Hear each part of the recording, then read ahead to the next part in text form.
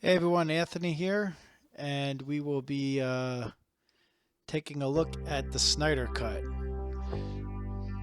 Now I've heard Uxis, there there he was a is. secret chord Not Dark Side yet. David played, and it pleased the The Lord. visuals But here. you don't Hall of really care Justice. for music, Joker do you? card. Look at the details.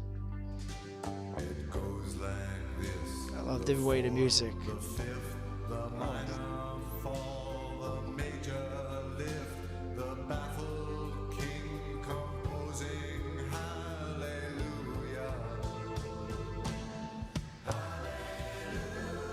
Thus, we're gonna get the cyborg story we need. Black suit Superman.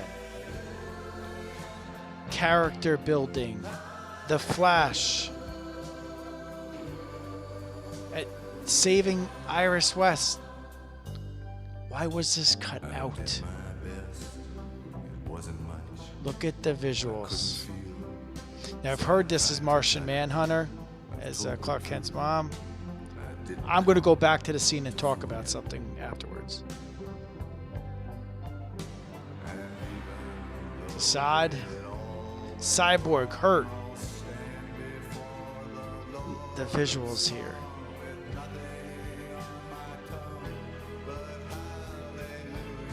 Oh man. Steppenwolf from the back.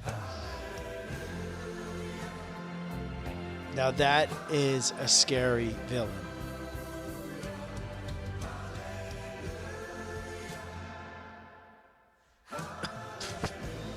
Fighting. Batman fighting. Should get everybody jacked up. No fake mustache. Speed Force. Black suit Superman. Wonder who's riding that thing.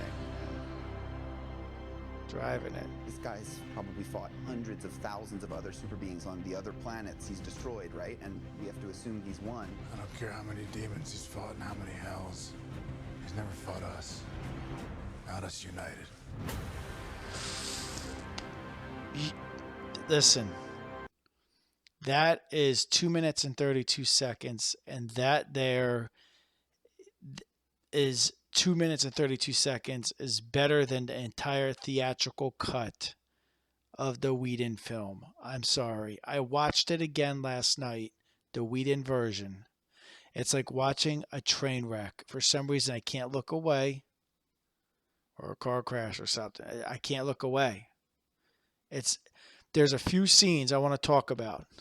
That trailer there, Snyder should get an award for it. Just for that, because of how well that's done. There's a few scenes that I want to talk about from the Whedon version where they're completely different. One is this here. In the bubble in Atlantis, think about how ridiculous that scene is. I don't know what just happened here. Sorry, I'm getting new to this here.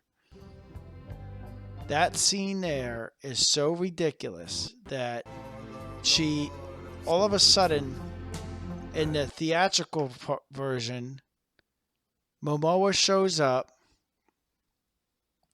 and he's just like, he just got beat by Steppenwolf and the mother box is taken. So Momoa walks into the bubble and he goes, "You all right? Everything's cool? Where have you been?"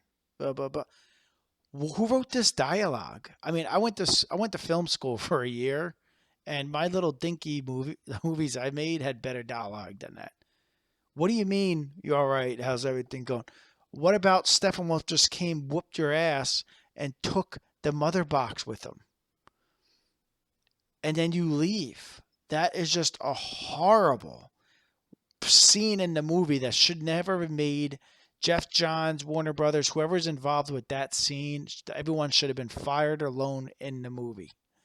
Secondly, it's not even in this Snyder Cut trailer.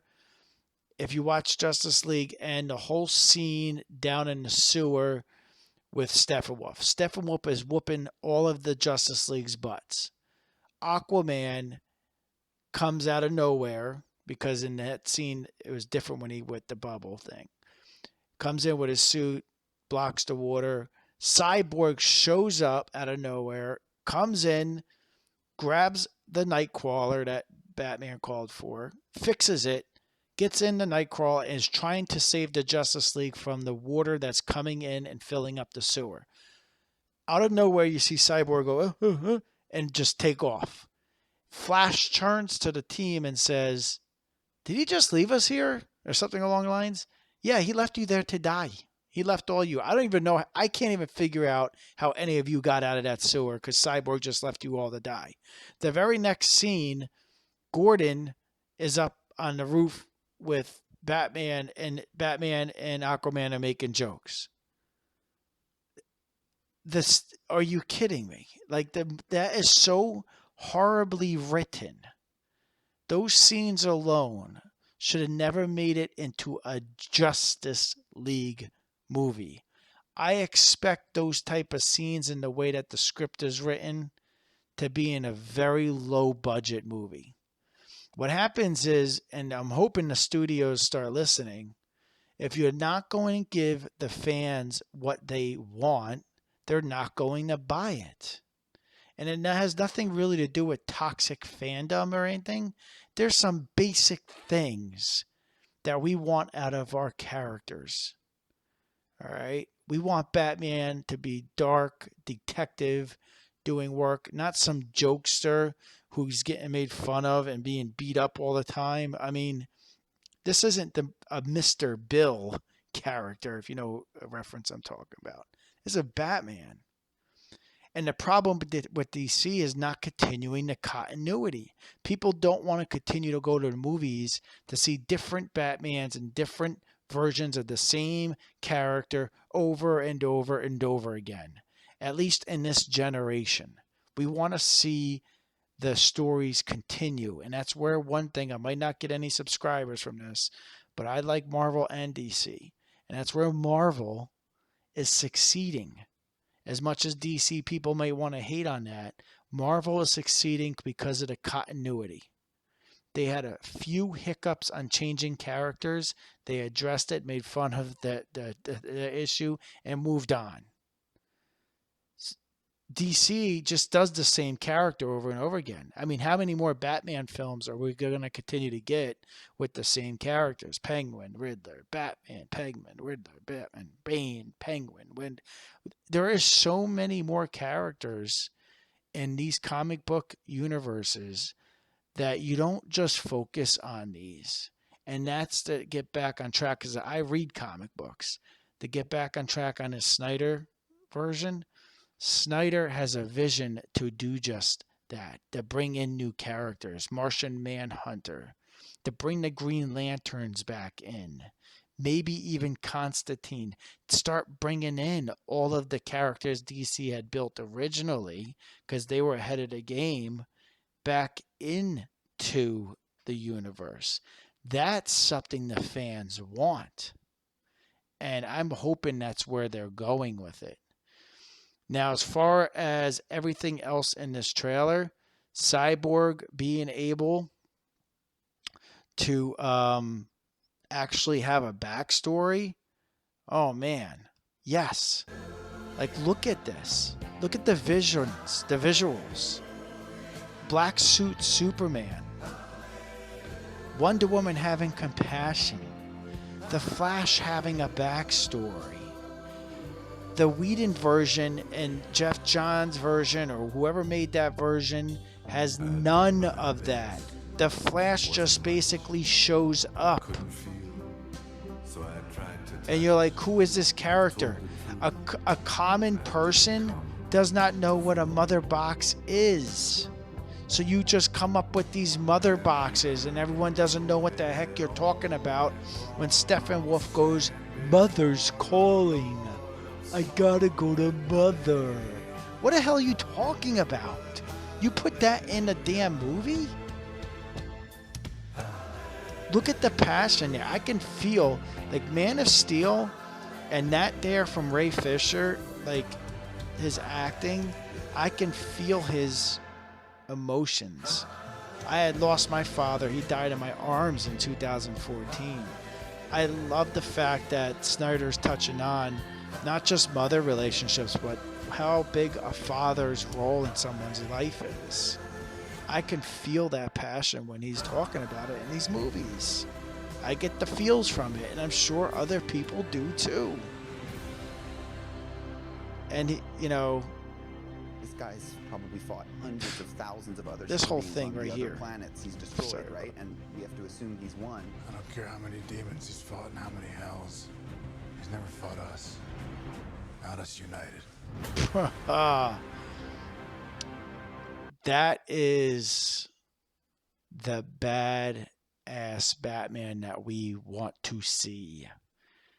The Whedon version was the goofball. Oh, that's gonna leave a bruise. Like, watch that Justice League movie. I've watched it 10 to 15 times, Whedon version, and it gets worse. And the more times I watch it, I just pick it apart. I actually do not know how anybody enjoyed that movie. I watched it the first time, and as soon as I saw the mustache issue right off the bat, I said, this is gonna be one hell of a roller coaster ride. This movie is going to suck.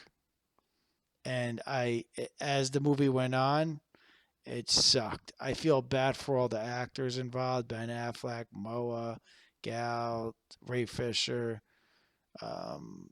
Just to have to go back and reshoot those scenes and know what you already shot and how good of a movie you had, and have to go back to some comical movie. They were trying to be like the Avengers, which is its own universe, different company, different slapstick comedy, which works for them. That doesn't work for this. And that's why Batman with Ruth's Batman didn't work out. It wasn't a really successful film, and a lot of fans didn't like it because you're reiterating the same stuff from Christopher Reeves, the good old Boy Scout Superman that never had any real emotions attached to Earth. But those were good movies for those times. Times have definitely changed. We want more humanistic, real world, emotional characters, just like in the comic books there is. And then I don't know what they were trying to think to do with the Superman coming back in Whedon's version of Justice League, but it was such a bad disservice to what was built up prior. There was no connection from Man of Steel, BVS, to then you go to the Justice League. It was just straight up garbage. And I want everybody that's listening, I have no subscribers, get HBO Max, let's support Snyder, and let's make sure good movies are going to continue to be made. If not, if this Snyder thing does not work out, we are going back to some real crappy DC movies. And all you DC fans out there like myself, you might as well just strictly watch Marvel. I will pick any Marvel movie any day than watch Justice League from Whedon's Justice League, and try to enjoy it. It's not enjoyable whatsoever. Whedon's Justice League. Let's get Snyder's Justice League, get HBO Max, and let's support it. Because I have a feeling if it does well, we are going to get good movies coming out from Snyder, and rightfully so. And I'm standing behind Ray Fisher on his tweets. I'm on Twitter, Crazy Boxers, KRAZY Boxers. For right now, that's my Twitter account. I just started my Twitter account. I'm behind Ray Fisher on this. I do not, after what you see in that Justice League from Whedon, and then Justice trailer alone, why would they do what they did to Ray Fisher? It doesn't make any sense whatsoever. All right. So, hope you enjoy this. It's my first podcast on PG2 Podcast. There's a story behind that name, and I'll get to that at another time. But I give that Snyder Cut trailer out of a 10 out of 10, an 11. That's probably one of the best movie trailers I've seen in a real long time. And I so look forward to it. All right, everybody. Thanks for tuning in. I'm going to try to figure out how to close this out. And see you next time. All right. Take care.